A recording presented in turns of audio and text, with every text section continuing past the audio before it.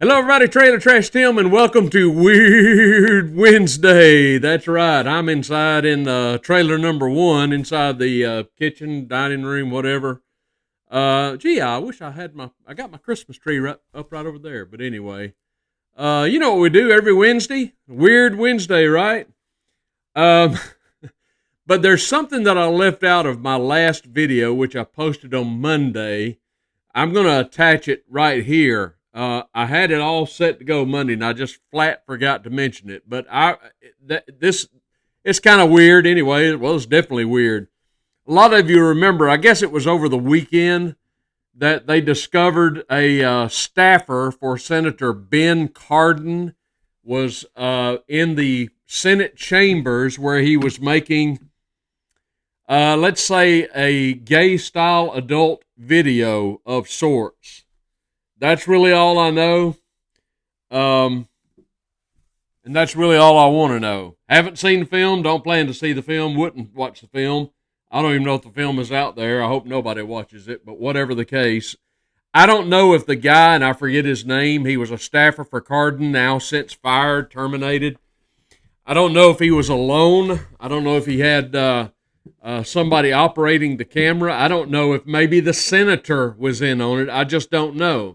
What I do know is that they were using the Senate chambers, he or they were using the Senate chambers to make this grotesque, vulgar, perverted, demented, deviant movie in the Senate chambers. When asked about it, Senator Cardin said he would have, that the man has been terminated and he would have no further comment, to which I said, not so fast, cowboy. I think you need to have some further comment. I think we need to know exactly what was going on, who this guy is, and whether or not you had anything to do with this, Senator. But the thing that I wanted to mention was simply this. Apparently, it's okay to shoot gay porn videos in the Senate chambers. So does that mean that now it's okay once again to light up in the U.S. Capitol? It just kind of shows you how ass backward things are. You know, I can remember when I was a kid, people used to smoke cigarettes in the hospital, for heaven's sakes. I remember not far from my home, there was a grocery store. The name of the store was Garner's Grocery Store or supermarket or whatever it was. And I remember the owner. He was an older man named Sam Garner. This was back in my hometown of Marietta, Georgia, back in the 60s. And I can remember Mr. Garner, he'd walk in his store. He was the owner of the store, and he'd be walking up and down the aisles, you know, with an order sheet of some kind, doing some inventory control work of some kind, I suppose. And he was chomping on a big cigar right there in the grocery store. That's the way it used to be, and nobody thought anything about it, you know? Just like we used to carry our, drive pickup trucks to school with gun racks with rifles in them on the school ground. Nobody thought anything about it. I mean, the point is, how backwards are we anymore where you can't light up on the Senate floor, but you can shoot gay porn videos on the Senate floor?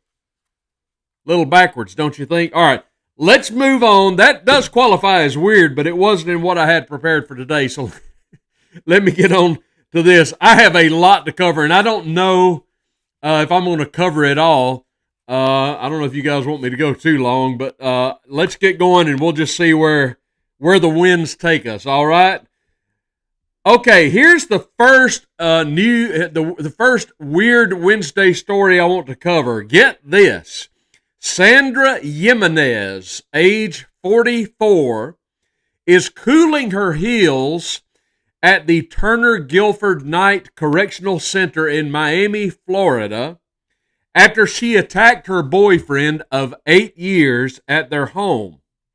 According to the victim, the boyfriend, as the couple argued about him looking at other women, Jimenez allegedly jumped on him as he lay on the couch and stabbed him in the right eye with one of her dog's rabies needles. Shot needles. She then left the house and he called police, who took him to the hospital. Officers later found her, Sandra, asleep in a vehicle outside the home and arrested her for aggravated battery. Jimenez told them her boyfriend's injuries were self-inflicted. Wow. I think I'd be shopping for a new girlfriend or something. I'm not sure. Hey, what happened to your eye there, buddy? My girlfriend stabbed me with the dog's rabies shot needles. That's a bad day right there. Wow. All right. Let's move on. A 33. Some of these stories, man. I'm telling you. A 35-year-old man from Vietnam went to the hospital in Dong Hoi on November the 24th with severe headaches, fluid discharge, and loss of vision. When doctors did a CT scan, they discovered two... When doctors did a CT scan, they discovered two broken chopsticks that were penetrating into his skull from his nose. Apparently, the man had been in a fight several months before and didn't remember much about it, but said he thought something might have been stabbed into his face. Surgeons removed the chopsticks, and the patient is recovering. See, this is another reason why when you're eating your meals, you need to use a knife and fork, right? I mean, it'd be a lot harder to get a knife and fork jammed up into your skull than a pair of chopsticks.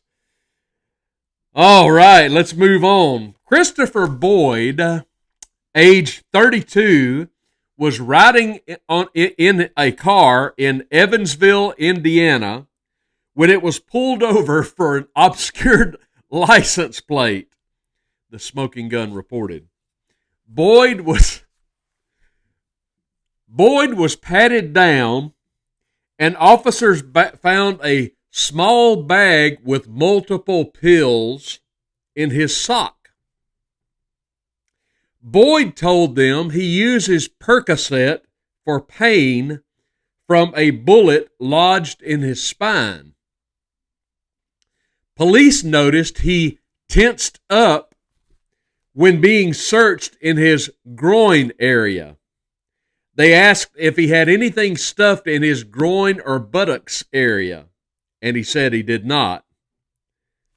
Brace yourselves, kids. But when they arrived at the station, Boyd was walking with a limp, and he said, and appeared to be clenching his buttocks, or buttocks, as Forrest Gump would say.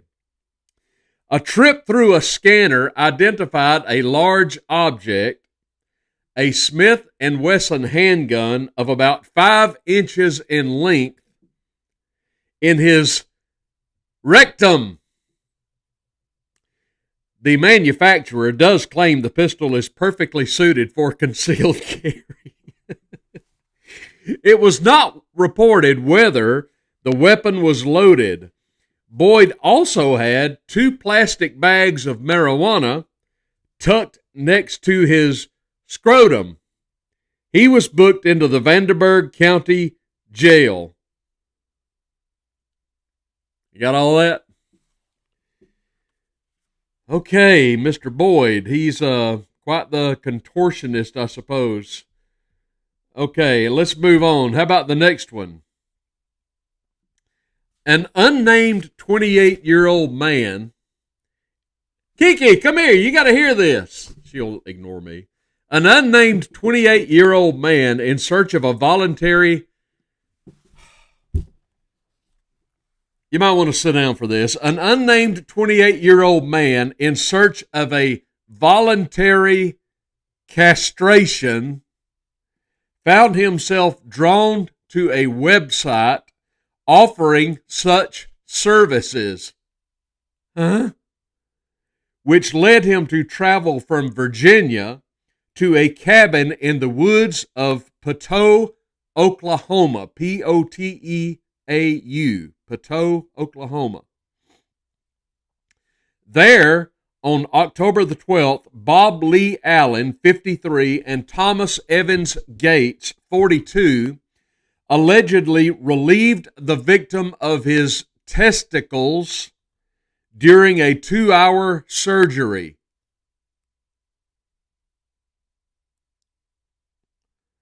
The Oklahoman reported. Allen told the victim, talk about tensing up.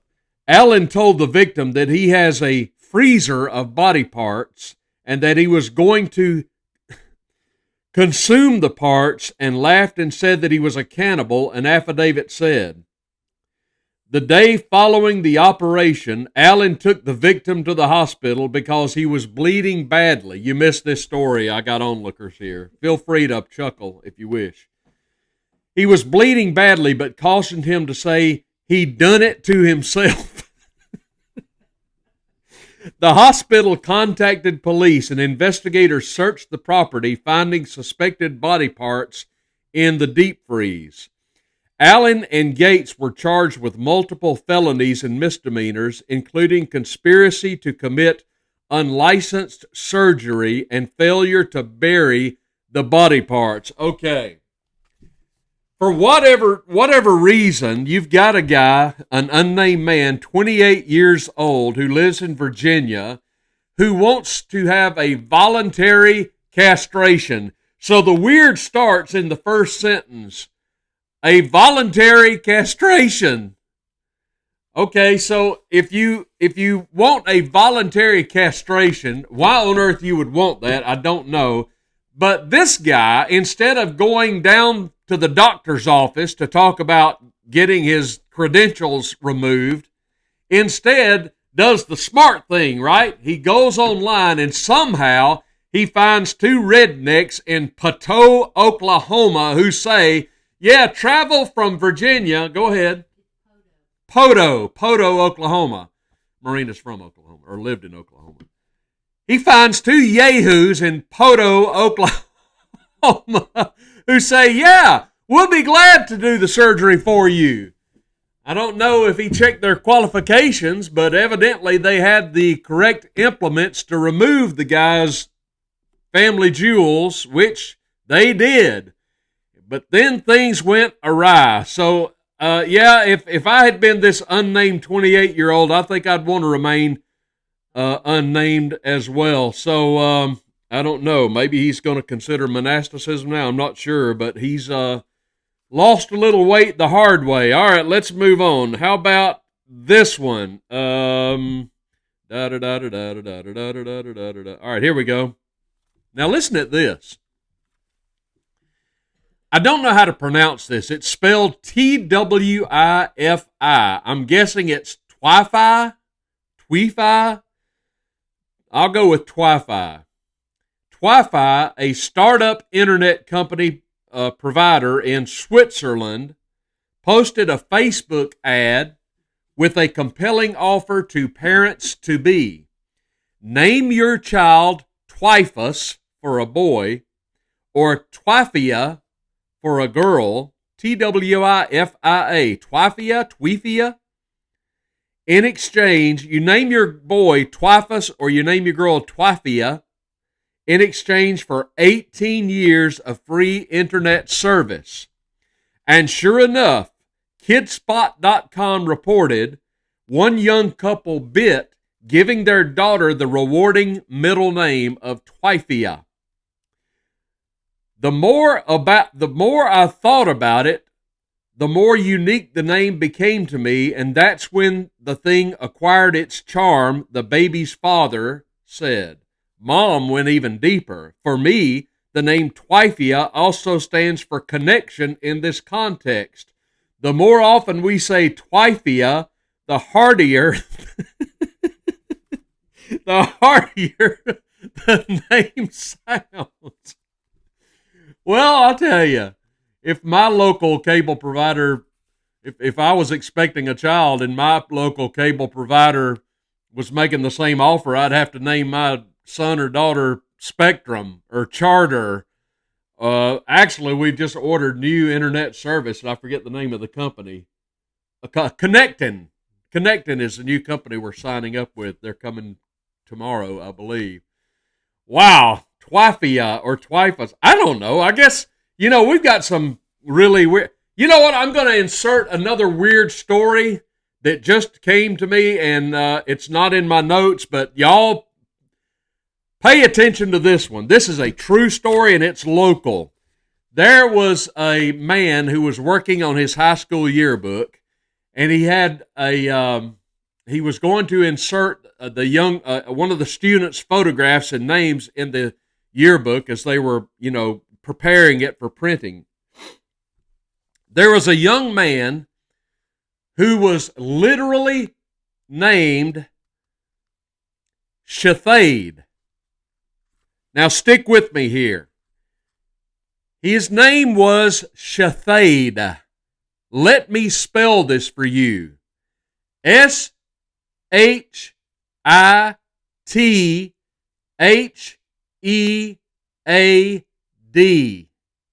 You got that? Shathade. Somebody named their son Shithead. Hand to God. But you say Shathade. Can you freaking imagine that? This is a true story. I know this firsthand. I know the person that did it. Can you imagine this poor child? He gets to be a grown man. He looks at his mother one day and says, "Mama, why did you name me Shithead?" Now, does that qualify as weird? Weird and true. All right, let's move on. Family values. I did that one already. All right, how about this one? Oh, man. Last July, Taco Bell announced various changes to its menu, provoking uproar among some of its fans, Riverfront Times reported. But Bryant Hoban of O'Fallon, Missouri, saw an opportunity. When Hoban heard that the potato soft taco was being sliced from the menu, get it? I didn't know they had anything like that. When he heard that the potato soft taco was being sliced from the menu, he jumped in the car and headed to his nearest Taco Bell, where he bought several of the items, then put them in the freezer. Then he listed 3 of them on Facebook Marketplace for $200. "These babies are rare," he gushed. Never been never been eaten. One no bites out of it at all. It's all part of Hoban's scheme to start an investment sandwich business, he said. Like the McRib. McDonald's only offers it once a year, but the demand doesn't go away. Well, it does at my house. Hoban has sold 2 of the tacos for $70 each, and he said, "I recouped my investment." So you find a menu item that's going extinct, you go and you buy them out, take them home and freeze them, then put them on Facebook Marketplace and clean up. So the next time the McRib comes to McDonald's, ladies and gentlemen, you know what to do. Go stock up on the McRibs and fill your freezers. Put them on Facebook Marketplace and you can make a dime or two. How about that? All right, one more. Get this.